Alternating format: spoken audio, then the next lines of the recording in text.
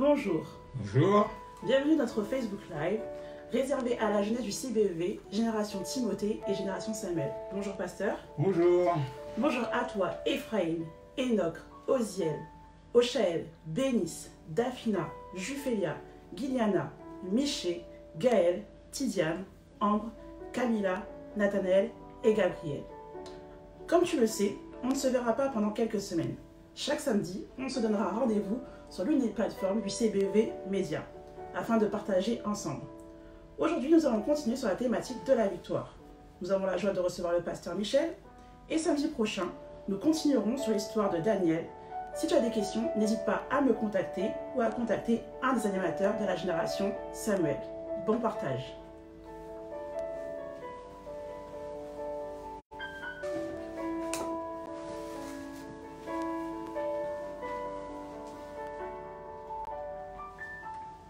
Bonjour à tous, bonjour à Ephraïm, à Enoch, à Oziel, à Ochaël, Bénice, Davina, Jugelia, Guliana, Miché, Gaël, Tidiane plutôt, Ambre, Camilla et Nathanaël.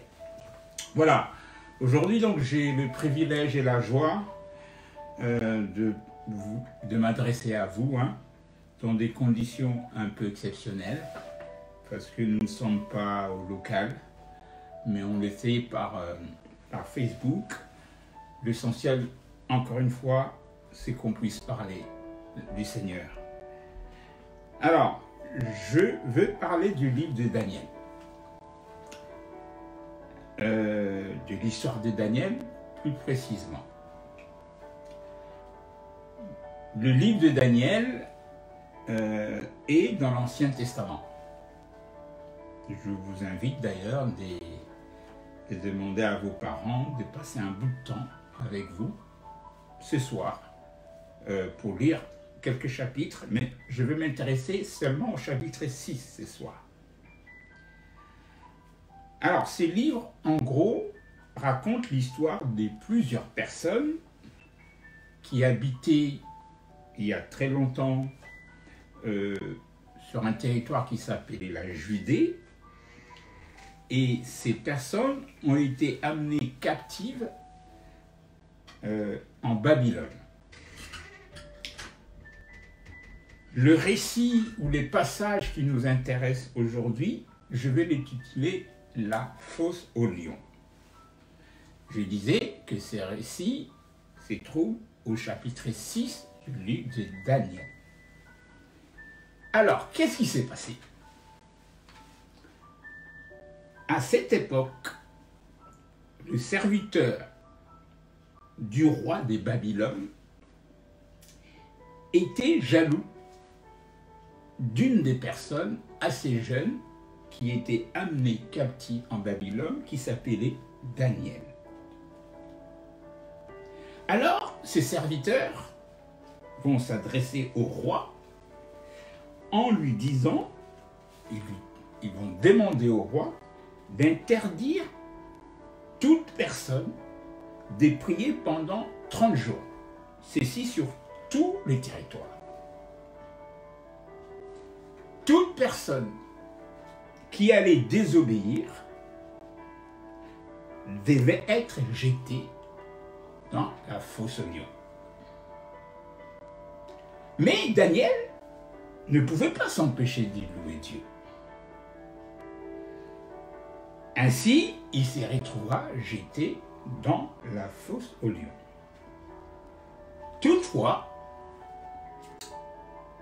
miraculeusement, par la grâce de son Dieu qui pria, Daniel va survivre dans la fosse au lion. Alors, ceci va conduire les rois à les faire sortir de cette fosse. Ainsi, les rois vont décréter, mettre en place une loi qui précisait que désormais le Dieu de Daniel devait être respecté dans son pays. Voilà un peu ce qui s'est passé. Alors aujourd'hui, je vais m'arrêter là et je vous demande encore une fois de plus de prendre le temps avec vos parents enfin de lire le chapitre 6 de Daniel. La semaine prochaine, je vous dirai quelques points, quelques qualités de Daniel qui lui ont permis de sortir de cette situation qui était mal partie. En tout cas, à toi Ephraïm, à toi Enoch et à tous les autres, que Dieu vous bénisse. Salutations à vos parents et à samedi prochain.